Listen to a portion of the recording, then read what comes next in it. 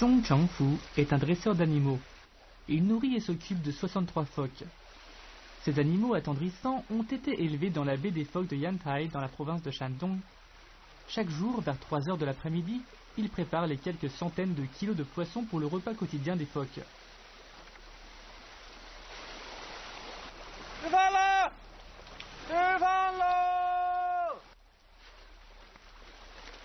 Les phoques ne manquent pas à l'appel et sortent aussitôt la tête de l'eau pour manger.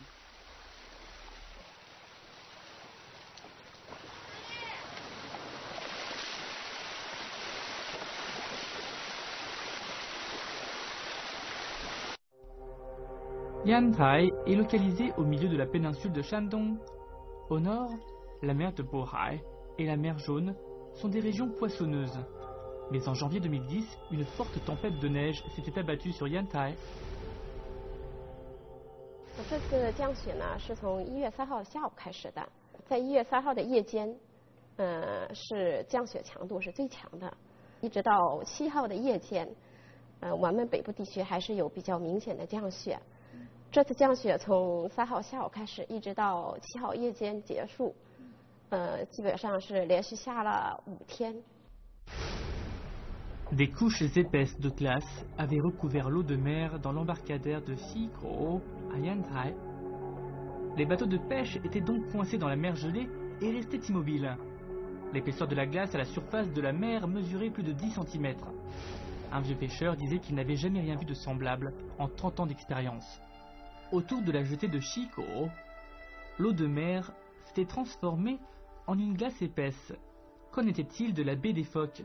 Comment les 63 phoques avaient-ils survécu dans la mer gelée? La baie des phoques est un très grand bassin formé par le barrage d'une crique naturelle. Maintenant, 63 phoques réfugiés vivent dedans. C'est la raison pour laquelle on appelle cet endroit la baie des phoques. L'eau de mer de la baie des phoques se renouvelle avec le va-et-vient des marées. La tempête de neige, longue de 5 jours, avait rendu l'hiver encore plus glacial que les années précédentes. «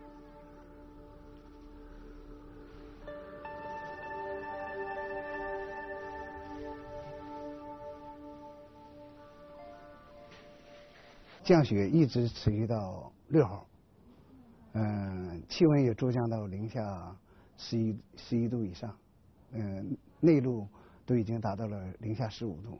这对烟台来说，这是低温天气，是很少见的。 Shen Jizhong est un photographe expérimenté. Il a pris beaucoup de clichés durant la tempête de neige, une façon de commémorer la lutte des hommes contre le froid glacial.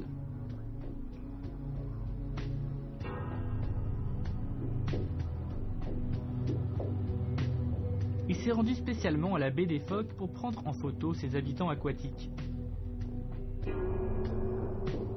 海豹湾因为有60多只那个海豹，也是国家2级保护动物，也处于世界濒危的等级，所以就说对于一个湾里的海豹，它会怎么样，我非常就是说那个关注。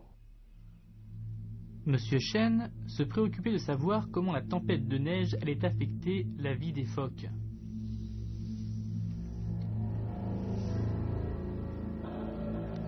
C'est une fois que la tempête de neige s'est arrêtée qu'il a pu se rendre à la baie des phoques.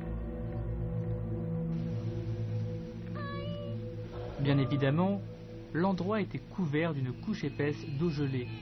Quelquefois, des phoques sortaient leur tête parmi les blocs de glace. Shen prenait des photos instantanément afin de ne perdre aucun moment de cet événement. 我当时拍完之后，就是那个我们烟台日报传媒集团下属的烟台晚报在封面进行了发表。第2天就是全国各大媒体，相继有3000余家吧，就给予以转载。 Après la publication de ces clichés, l'attention était portée sur les phoques. Beaucoup de personnes se préoccupaient de savoir s'ils allaient survivre à cet hiver glacial.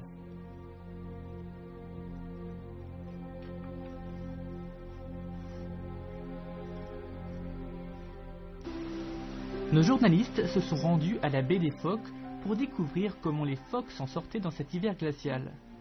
Ici, ils ont pu se rendre compte que l'eau était déjà couverte d'une glace épaisse. Quelques phoques sortaient leur tête de l'eau givrée. Quand les phoques se tenaient immobiles, on aurait dit qu'ils étaient congelés dans l'eau glacée.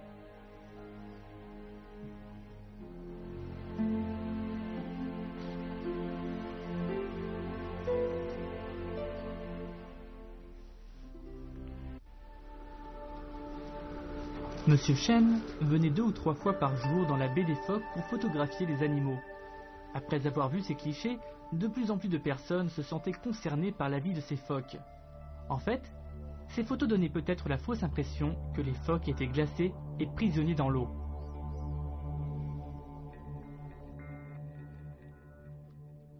好多人感觉这个好像冻住了，实际呢是一种那个错觉，它是一种就是说那个它在那个海豹在冰里是露出脑袋，它好像是感觉好像被冻住了，实际它是一种就是视觉上的差异。 Après que l'eau de mer était gelée, les phoques nageaient sous l'eau. Quelquefois, ils sortaient la tête à la surface parmi les glaçons. Comment pouvaient-ils supporter une telle température?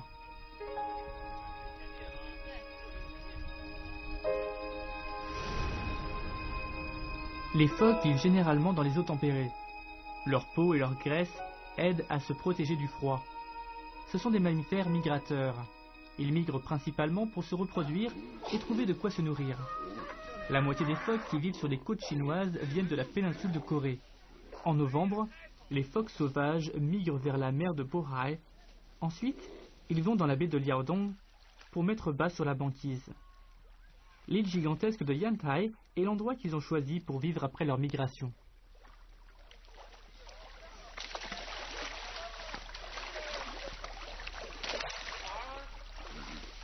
Les phoques de cette baie ont grandi en captivité. Ils ont perdu leur capacité d'autonomie à chercher de la nourriture en mer. Chaque jour, ils attendent que les employés leur envoient du poisson.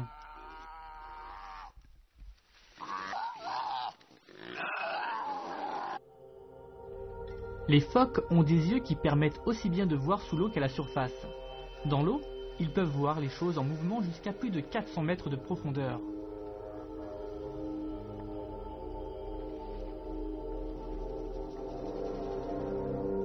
Ils ont aussi une ouïe excellente sous l'eau.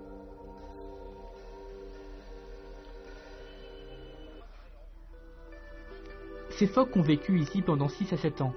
Ils entretiennent une relation de confiance avec les employés du parc. Ils savent quand le repas arrive sans même regarder. Ils ont grandi en captivité et n'ont aucune expérience du froid ni de la glace. De plus, ils ont perdu la faculté de trouver de la nourriture dans la mer.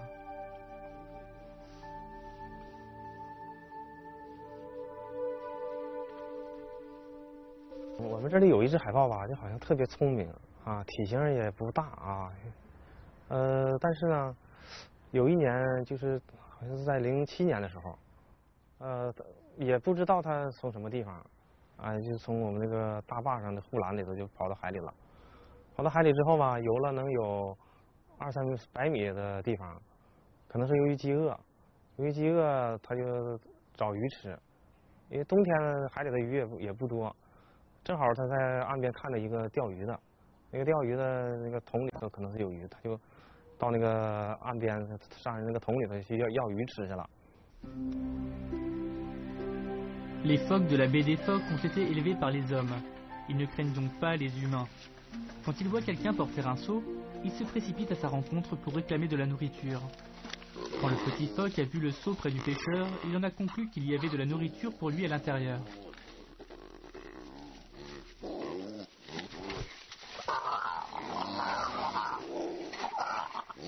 结果这个人看到以后，赶紧给我们打电话，因为我们海豹湾名气也比较大，他估计是我们海豹湾出去的海豹，啊，赶紧给我们打电话，我们就过去，就把他用车给拉回来了。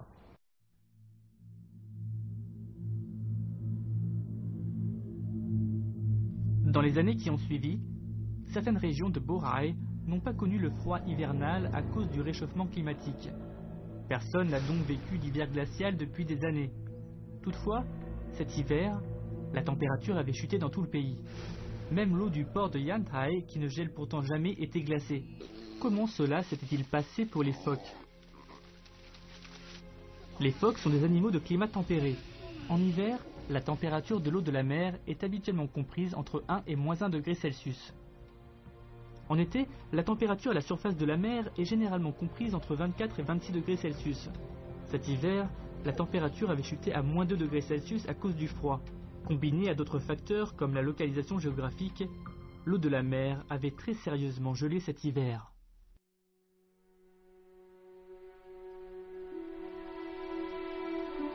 Pour les 63 phoques de la baie des Phoques, cela représente un danger. Ils sont prisonniers d'un enclos, la baie même. Si la mer gelée est trop épaisse pour eux et qu'ils ne parviennent pas à la briser, ils ne pourront ni s'échapper dans la mer, ni remonter à la surface pour trouver de la nourriture. Dans un tel cas de figure, la mort les attendait très certainement.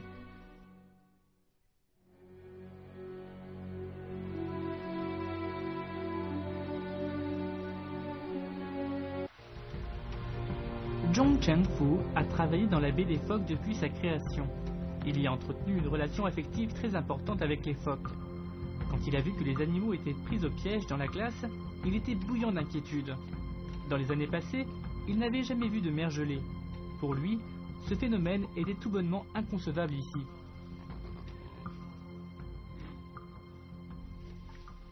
因为我们海豹湾吧，它和大海不一样，因为它是一个在海边圈起来的这么一个池子，水深度也不是非常深，一旦遇到强降温之后啊，海面就会结冰。如果结了冰以后呢，就对它的海豹的一个行动就造成一定的困难，尤其是我们投食的时候，对于它进食困难非常大。 Bien que la mer est sévèrement glacée, la vie des animaux de la baie des Phoques n'a pas été véritablement affectée grâce à l'aide continue des dresseurs. Le jour suivant la tempête de neige, un groupe de soldats est venu dans la baie des Phoques pour aider à briser la glace et secourir les phoques. Les employés de la baie ont continué à casser la glace tous les jours pour assurer le passage aux animaux. Ils ont aussi fourni plus de nourriture aux phoques, ce qui les a aidés à lutter contre le froid.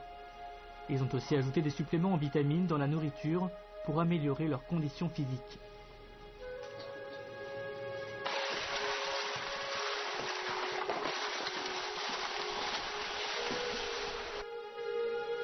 Si 这个温度仍然继续往下降的话，我们除了刚才我说的这个增加食量，增加维生素，提高它们的御寒抗病能力以外呢，我们还有一个预案，就是把这个散养池的海豹全都叫进这个因为我们有室内叫到屋里头，这样的话，就是温度降得再低，我们也能保证海豹的安全。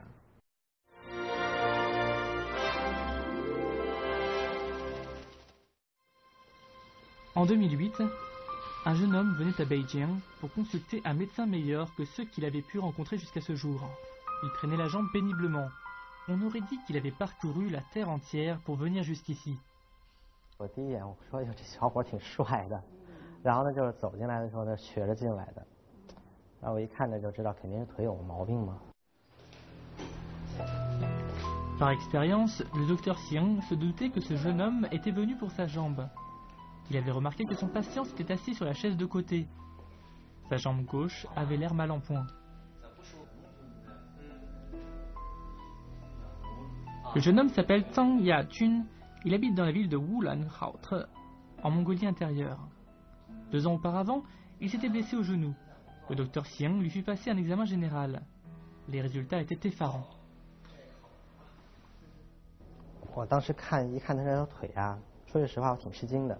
就一个髌骨骨折呀，那口子大概有这么长，做了2次手术，还有一个疤。Ce qui avait rendu Zhang perplexe était le fait qu'il ne puisse plus plier le genou 2 ans après son opération. Il marchait maintenant en traînant sa jambe gauche. Zhang ne comprenait pas comment il avait pu être paralysé de cette manière.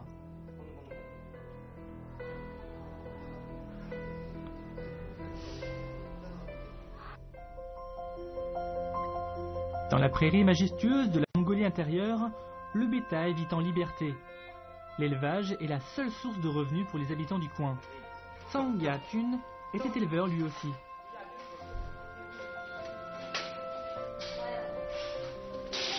Ces vaches sont très célèbres pour avoir remporté de nombreux trophées dans la compétition de lait. 那时候我家也有10好几头牛，14、15头。在我们村里来说，要是没碰之前，我的生活条件也比较好，也比较不错。La vie de Tsang était merveilleuse chaque jour. Il était heureux. Mais en 2007, pendant l'été, il était parti rendre visite à un ami et c'est là qu'il fit une chute de cheval. Il est très commun pour les hommes de la prairie de tomber de cheval. Malheureusement, dans sa chute, la jambe de Tsang s'était cognée contre une pierre.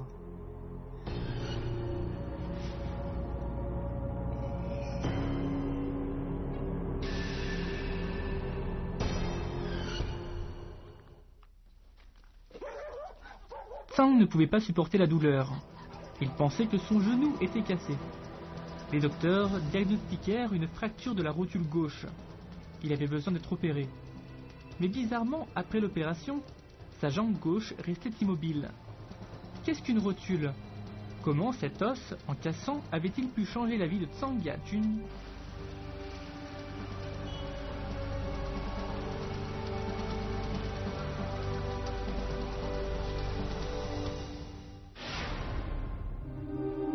La rotule est connue pour être l'os du genou. C'est un os plat et bombé qui est situé entre le fémur et le tibia.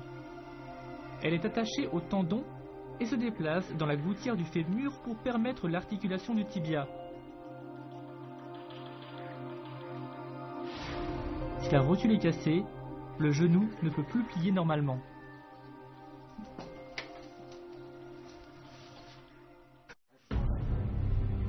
Tsang ne parvenait pas à dormir même allongé sur son lit. La douleur était un calvaire qui accablait sa jambe. Au début, Tsang pensait que la douleur était une sensation due à son opération. 打完石膏，你说那功夫打有6、7天的时候了，就是打要绷带给我拿去，我搁手摸嘛，我搁手一摸，里头那肉已经就捂得有点掉皮了。他当时医生告诉我啥呢？他说你这个，这石膏得放上4周。那功夫我就觉得不对劲儿，完告诉我锯条一点锯点锯了开了，锯了开以后我看里头全烂了。 Grâce aux bons soins de sa famille, Tsang Yat-jun avait pu supporter la douleur pendant 5 semaines. La 6e semaine, il devait être prêt à marcher comme le docteur l'avait prescrit.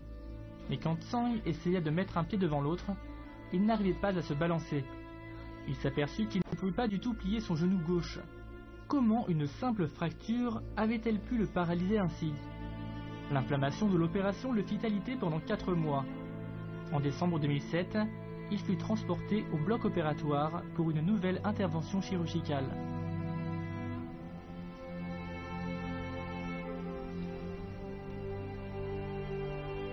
Sa jambe pouvait-elle guérir entièrement après cette opération?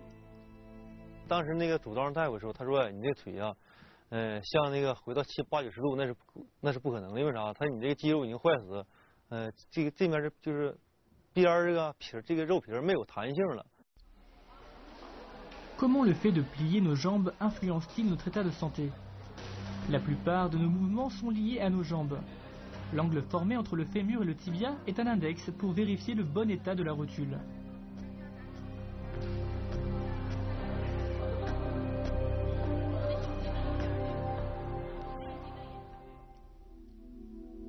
Nous avons besoin de plier la jambe à plus de 30 degrés pour marcher. Nous avons besoin d'un angle de plus de 60 degrés pour monter les marches d'un escalier. Nous avons besoin de 90 degrés pour monter à vélo. Nous avons besoin de plier les genoux à 120 degrés pour nous accroupir.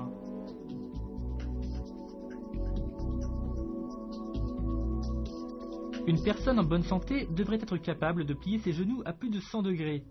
Le genou gauche de Tsang Yat-jun ne pouvait plier qu'à 15 degrés. Cela signifiait qu'il ne pourrait plus que marcher en traînant la jambe derrière lui. Il pouvait rester debout. Mais s'il était handicapé, ce serait difficile pour lui de traire ses vaches. Il n'avait que 36 ans. Ses parents étaient trop âgés et ses enfants trop jeunes pour en prendre soin. Tsang allait-il devoir traîner la jambe derrière lui toute sa vie?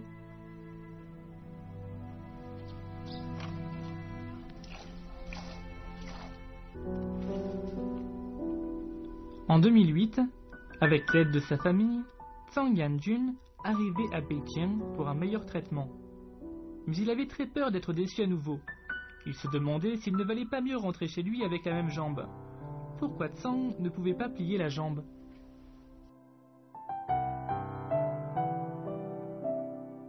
大家可能以为骨折就是一个骨折，但实际呢，不完全。为什么呢？你想想，这个骨头那么硬，对吧？我们都能够把它给拉开了，那想想那力量是很大的。那骨头周围的这个软组织呢，它显然也会受损伤。 Après que la rotule de Zhang a cassé, la chair et les ligaments autour étaient déchirés. Il saignait beaucoup.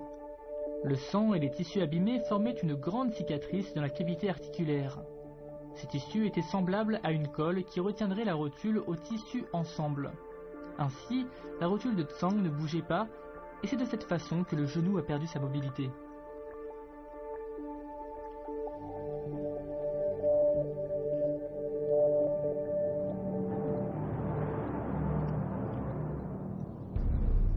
Zhang avait la rotule conglutinée. Comment les docteurs prévoyaient-ils de le soigner à temps? Zhang était un cas à part pour l'hôpital. Les experts ont tenu une réunion à son sujet pour établir un plan de chirurgie. À la vue de l'importance de la conglutination, les docteurs ont décidé de retirer les tissus endommagés autour de la rotule. Ensuite, sa jambe pouvait se rétablir. Mais son genou était très abîmé. Pouvait-il supporter une autre opération?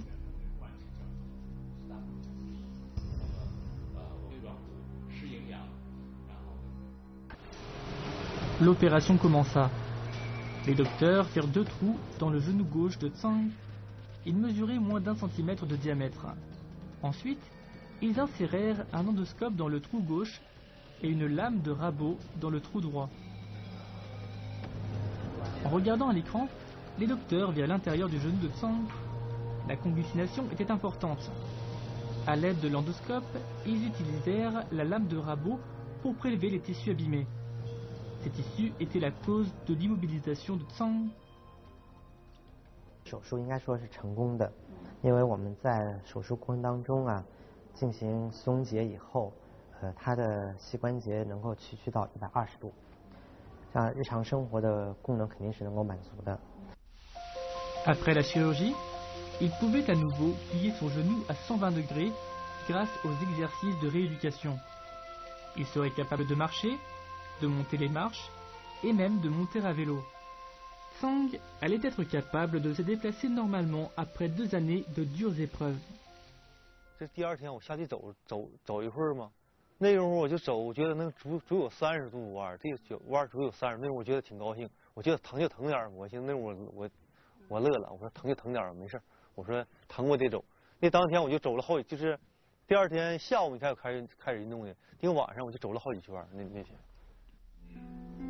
Zhang était ému. Il espérait pouvoir plier son genou à 120 degrés dans les prochains jours, car il avait déjà réussi à le plier à 30 degrés. Toutefois, les choses ne se produisent pas toujours comme on peut l'espérer. 10 jours plus tard, le genou de Zhang restait à 30 degrés. Quelle en était la raison?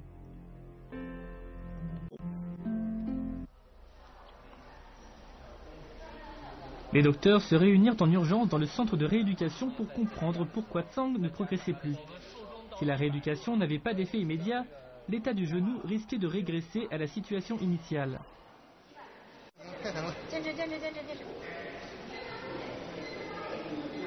Dans le centre, les docteurs avaient remarqué que Zhang ne coopérait pas entièrement avec son kinésithérapeute.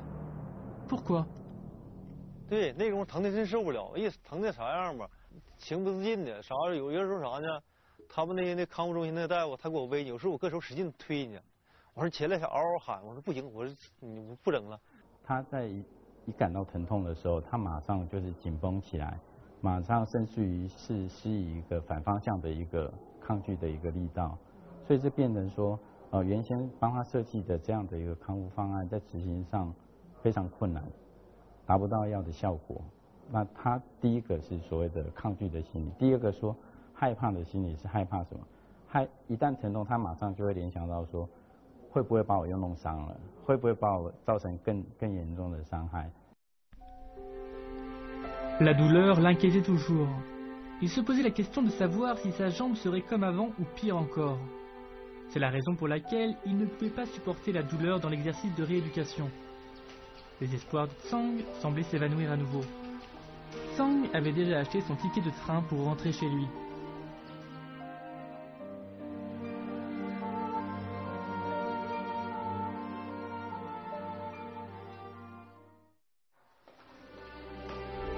Les docteurs allèrent voir Tsang à Thun. Ils lui demandèrent de rester et lui proposèrent une idée surprenante, une autre opération. Serait-il possible pour Tsang de redevenir une personne normale? Ce serait la 4e opération pour Tsang s'il acceptait. Son genou supporterait-il une énième opération? Un miracle se produirait-il après?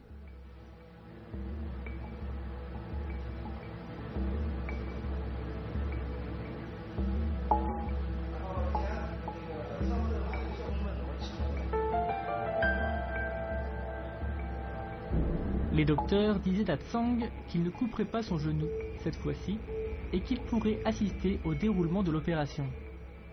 Tsang se demandait de quel type d'opération il pouvait bien s'agir. En fait, les docteurs ont adopté l'anesthésie des lombaires pour procurer un massage au genou de Tsang et lui redonner confiance en ses exercices de rééducation. En voyant son genou plié à 120 degrés, Tsang serait capable d'endurer plus de douleur. Il pensait qu'il pourrait guérir aussitôt qu'il s'entraînerait dur.